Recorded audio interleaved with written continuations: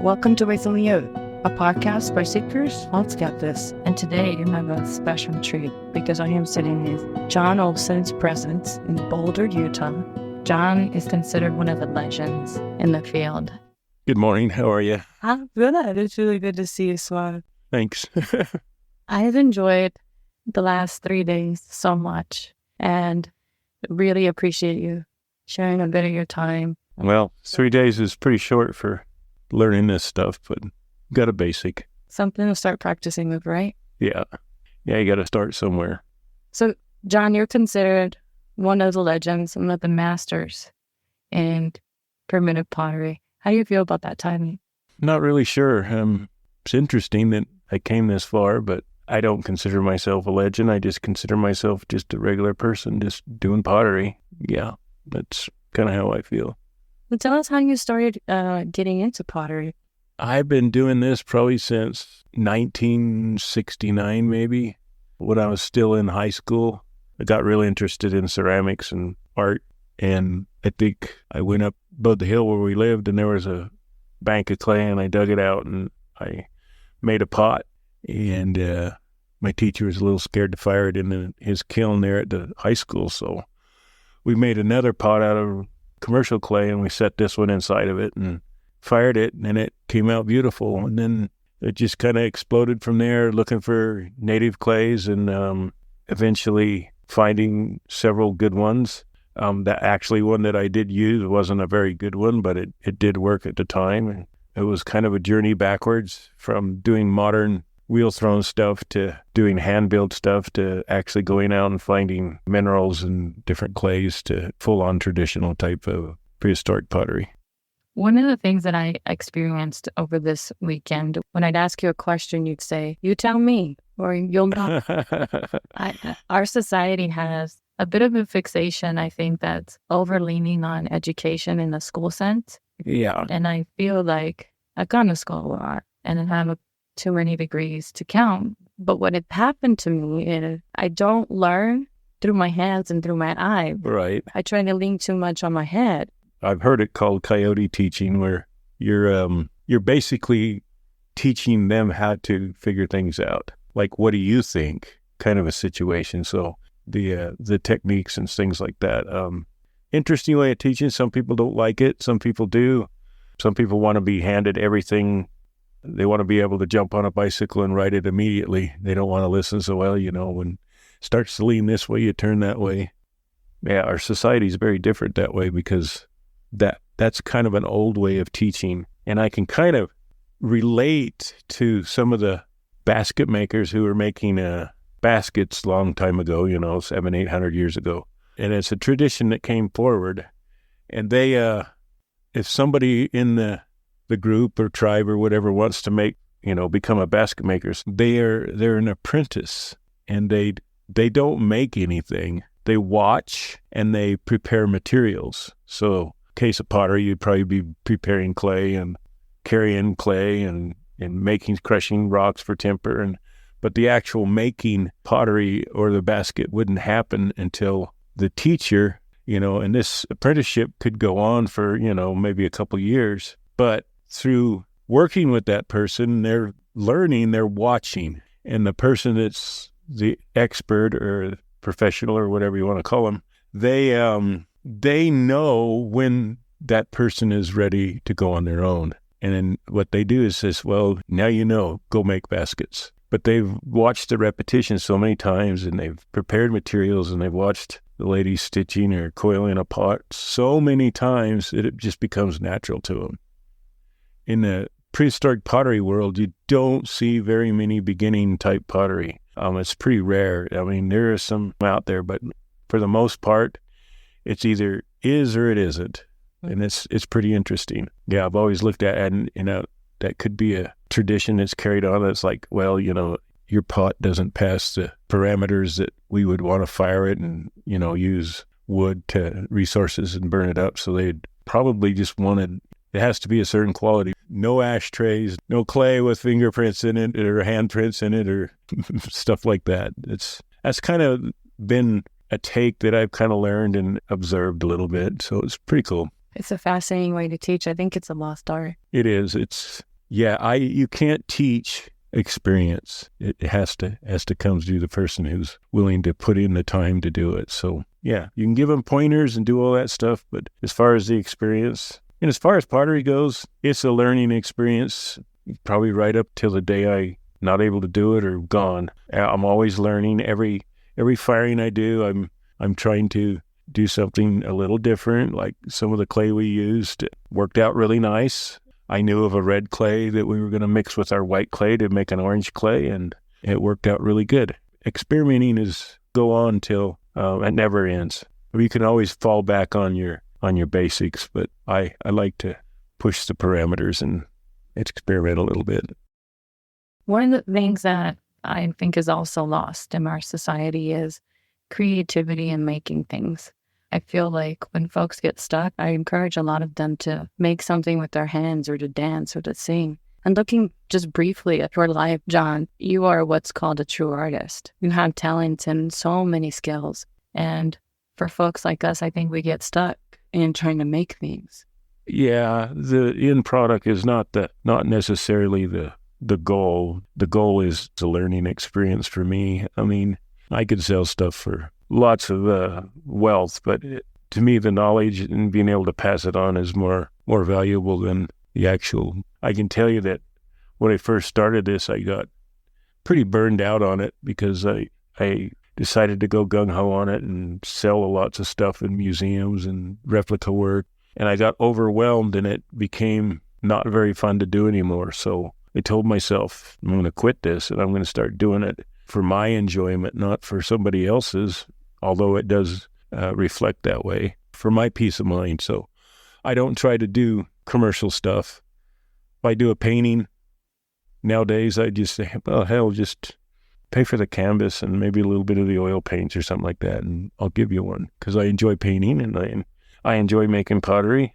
There's probably 10,000 pots out there I've made in my lifetime, and they're all over the world, and that kind of warms my heart to know that. But how do we know they're yours? I yet hear somewhere, and I don't know if it's true, that you don't sign your pottery because the ancients did. I don't like to sign it. I used to be able to tell my stuff pretty right off the bat, oh yeah, I remember doing that. But I've looked at some stuff I did 30 years ago, and I was like, really? Did I do that? And when I was selling stuff to museums and stuff like that, I was putting a mark on them, little bird tracks, or I used to put an LCMP on it in a really hidden place. If somebody wants something signed, I'll sign it. But original people they didn't sign their stuff. So I know that bothers a lot of people, but to each his own. It doesn't bother me. I like things that look super authentic. And I could tell you it's probably caused a little grief out there in the archaeological world. I had a friend of mine who takes pictures of pottery, and he's kind of doing a large inventory of all the different pots that were made in the Southwest for the last 800 years. And I was looking through, his catalogs, and lo and behold, I found 3 pots that I'd made. And it doesn't matter if you sign them. People will grind off the name, and usually you sign the very bottom of the pot, but sometimes some of the pots that are well used, that are prehistoric, the bottom is kind of ground off a little bit because they've set it down on the sandstone rock or whatever, and it's kind of worn it off. So the trick is, they just do that until the signature's gone or whatever. I hide some up under the rim, and they grind them off. It's interesting in that illegal trade of some of the artifacts out of South America and Mexico and stuff like that. They would make a false bottom or a pot so it would stand up, and they'd make this nice little plaster or whatever, and they'd attach it to the bottom of a pot, but they would have their signature in it, so it looked like it was signed in clay, and then when they got to the States, they'd take that piece off, and they'd have they've got imaginations how to get by through all that stuff. So there are some people that are putting radioactive stuff in that shows up under a black light. I know there was an outfit out of Arizona that was doing that. So they don't sign their stuff, but if you put a black light on it, it has like not like a chip, but it has a signature in there that they can read. It's not normally on pottery. Speaking of archaeologists, the 40, 50 years of experience you have rivals what I would assume they'd learned in school. Of everything you've learned, like, what is most fascinating to you about primitive pottery or ancient life? Probably just figuring out how they did things and comparing that with scholars who have their own theories of how things are done. A good example is in flint knapping. A lot of them say, well, they put a twist in the point to, so when it flies, it'd spin. And the funny thing about that is just no more than a right-hander or left-hand person, how they chip it. You chip it one way and it gets called an archaic twist. It gets that way. And, I theorize a bunch of things, and, whether I'm right or wrong, it's just as valid as their claims. The Chaco roads, for instance, coming out of Chaco Canyon and going north and south and different, and they're pretty wide. They're 30 feet wide plus. All the brush is cleared off, all the rocks, some of the brush has grown back, but it's like a highway. It's clean. There's nothing. And for people traveling back then with no horses or buggies or anything like that, they were just walking. You don't need a 30-foot cleared path to travel. But, some of those logs were, for those dwellings there in Chaco Canyon, were carried a pretty long ways away. I think some of them up to 70 miles, 50 miles. And to carry one of those big ponderosa pines and, that are 12, 13 inches in diameter, 20 feet long, that's a pretty heavy load to be packing on your shoulders for a really long time. So this is my own theory. I don't know anybody else has it. I think they were rolling them, and the reason they made those roads that wide was they were kicking and rolling them. It'd be interesting to examine some of those beams that are down there and see if they have bruise marks from being rolled, or, probably wore the bark off and like that. But that's a lot. If I'm going to haul a tree, I would rather roll it than carry it on my back. Even with several people, it's still easier to roll it. You could lay ropes out on the ground and just pull it forward, and two people could do a pretty good sized log with a couple other people helping stretch ropes out to pull it with. Yeah, things like that. Pottery. I've been really fascinated with corrugated pottery, how it was made. There's so many different varieties, and if you look at stuff it's pretty basic, pretty generic throughout the Southwest, especially corrugated pottery. They have parameters of the types of clay they have to use in the area they're from, and different styles in different areas. But it's still all coil pottery. Probably a coil pot that was perfected more as early on. Corrugated wasn't there, but somebody started coiling, and that looked pretty nice, so they perfected that skill, and you come up with corrugated. And you can see it, the progression in some of the pottery. Some of them were just corrugated a little bit on the neck band, and then eventually the whole piece became corrugated. And we are kind of stuck in a modern world as far as some of the technologies that we've learned, especially in pottery and ceramics. Where the old score and slip technique it didn't exist in prehistoric times. They didn't stack a coil on top. They put it on the side and pinched it in. That way you don't need to sit there with a needle tool and slip and all that. And very efficient, makes a very strong pot, a lot stronger than the other method. Some of the biggest problems I see with people making pottery is coil separations, because they're stacking it on top and stacking it on the side. You learn little things like that. And if you break a piece of prehistoric pottery and look at the cross section of it, you can kind of see the layers in there. I mean, when you squish it, the temper kind of follows. There's a little pattern in there. You can see it.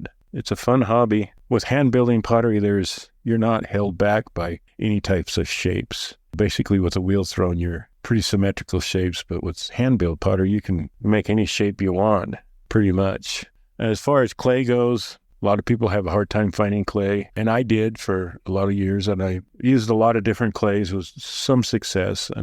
But I ended up getting a job working for the BLM. Actually, this parachute here, this T-shirt I'm wearing, it's parachute Grand Canyon. It's like the western part of the Grand Canyon, and my job for that summer was to find different clay sources on the Arizona Strip. Basically, we were traveling all day long looking for clay, stopping, hiking, looking under ledges, scoping, different colors and stuff, and ended up finding like 40 I think it was 46 different clays. I tested them all, did shrinkage tests, did how much temper they need, color test, oxidation, reduction, firings in them. It's kind of funny. So when you're in my class, you hear me say number 10, and it's sometimes like, what is number 10? What is that? It was just the 10th clay that I found on that survey, and it ended up being one of the best. And what's really interesting about numbering all those, I had a sheet, explain plasticity, color, location. It was all that. And then there was a laboratory that went and did the particle size analysis, shrinkage rates, and how much waste there was. Number 10 was like 99% pure. I don't know the qualifications on how much shrinkage, but it's a marine clay, interesting. But what's funny about this whole thing is out of those 45, 46 clays, I had them all numbered. Number 13 was a very bizarre clay. It actually melted in the fire, and I made a test bowl, and it just melted flat. So 13's a bad number, and it's a bad clay. It's pretty interesting how that happened. Talk to me about temper. You had some interesting insight that you gave me on the difference between different tempers. Tempers are, they can be pretty fussy. Every area has their favorites that the prehistorics like to use. Like we're right here in Boulder. We're kind of on the very northern edge of the Kayenta branch. And it's actually an intrusive site, meaning that it's a kind of a mixture of two different cultures, very similar cultures coming together and living in as the same village. So we have what's called Fremont artifacts mixed in with ancestral power Anasazi artifacts. So it's a pretty unique site. And if you look at the map, it's just like looks like a little arm that sticks up and catches Boulder with Anasazi land, they call it. So yeah, it's pretty cool. One of the things that's unique about these two communities, I understand, is that one was a hunter-gatherer and one was... Yeah, it's kind of a mixing. One's a hunter-gatherer and one's a more farmer. They were both farmers. The Fremont were farmers too, but they were not as extensive as southern pueblos and things like that. And I've heard it explained that, and I kind of believe that they say that the drought and hard times pushed them out of this country. And I tend to believe that that's not really true. Actually, some of the native people say that's not true either. It says this is their homeland, and then they say we will return.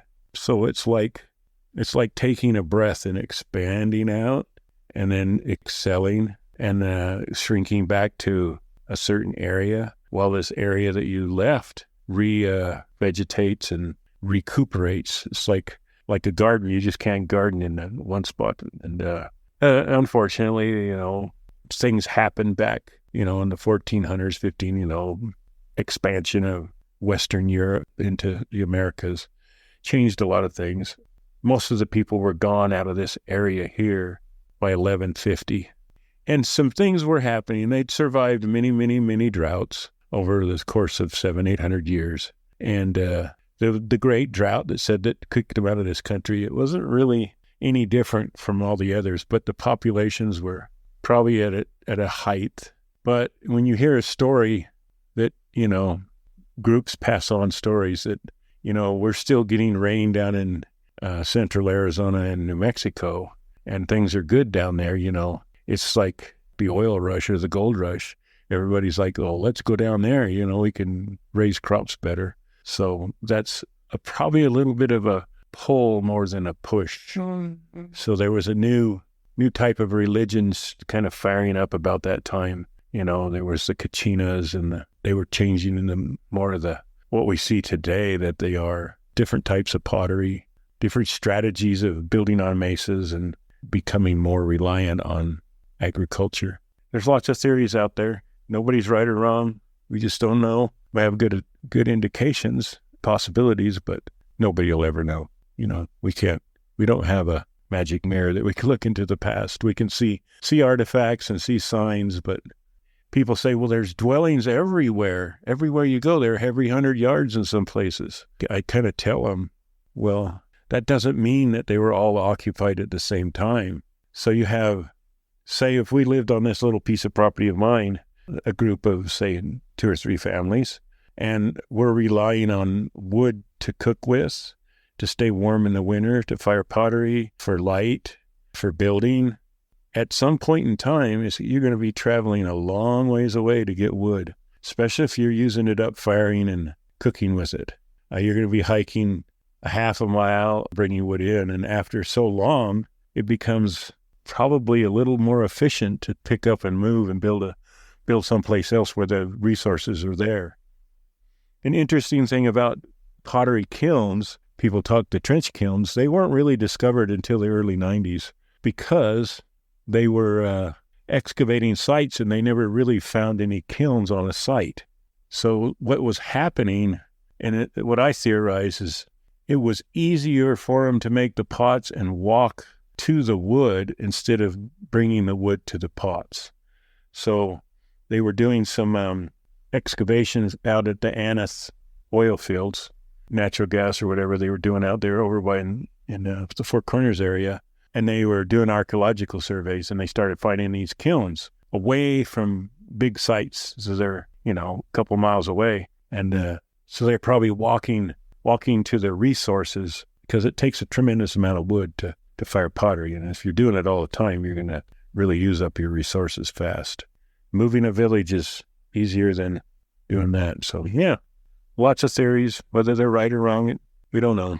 You have a beautiful property. Thank you. Okay, and I understand you built it yourself. Yeah. It's a labor of love. Pretty much. I'm sort of a perfectionist, so I'm a super fussy artist, yeah, I like buildings nice. I like rustic stuff. I'm not into modern stuff too much. Some people, got to have their car's spick and span. My truck got dirt on the floor that's probably 6 months old. It only gets so deep, I'll shake out the mat and, vehicle stuff. It's just a vehicle. Well, speaking of things that are just things, and one of the things that I've seen firsthand now that I've had a chance to spend this weekend with you, and what I've heard about you, God, just the most generous heart, open to focusing on what matters, it sounds like, and that's relationships. Yeah, I did have a life-changing experience about 12 years ago, so core values are pretty hard to break, but tragic events and things like that can change them. And in my life, I did have that. And since that time, I've instead of being a taker, I've wanted to be more of a giver. So this is about a 12-year journey? Yeah. What's that? Tell us more about that. Oh, well, I was involved politically in a town that I lived in, and it drove me crazy. I ended up having my heart shut down in a public meeting, got CPR'd, was out for 27 minutes. The sheriff came, had a defibrillator, and they hit me 3 times. It got me going. Ended up being a tumor on my adrenal gland that robbed all my potassium, so I didn't have a bad heart. I just didn't have any electrolytes to fire it. Then they got that straightened around, and I'm dealing with some pretty intense stuff right now. I'm hanging in there. It's all good so far. Well, better. Not good, but better. What else changed for you after that incident? You said you went from being a taker. Well, I really wasn't a taker. I was just like, I was just like everybody else. I needed to make money to pay for this and do that. It's not like I was taking advantage of anybody. It was just like I was in that rut of 40-hour a week working and bringing home and taking care of bills and things like that. Now everything's kind of taken care of, and money doesn't really mean much to me anymore. As long as I have food on the table and place to stay. I never knew what it was to experience having a mortgage, so I don't know what that is like for people. I didn't get nothing given to me. I was a traveler early in my 20s and into my 30s, motorcycles, traveling the West, camping out, hunting, fishing, goofing off. And I got serious. And actually the pottery built my last house, so it kind of pushed me forward. As you look back on that magic mirror that you mentioned, for folks like me and Jessica and everyone else who's just trying to soak up as much as they can from you and all the wisdom you have, what would you say to the broader folks that are going to be listening to this? About life, about pottery? I think probably becoming a true human is probably the most important thing for me right now. Not into the fake stuff. Well, we're making fake pottery, but not into the, not into the scene of going to the movies every week and out to dinner and fast cars. And I'm past that. I don't care about that no more. My dog, he's never had a dog till I had one when I was like 12 years old. I have a dog now, and he's a cancer dog. He found out that I had cancer. He's the one that discovered it. So I kind of owe him. He's kind of fun.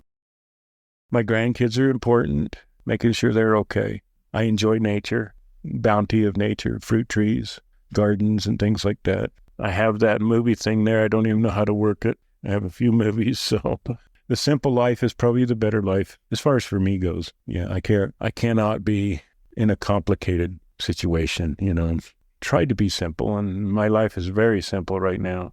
As you can see, there's really nothing here that's complicated. Beautiful. It's a good life. I love this phrase that you said, true human.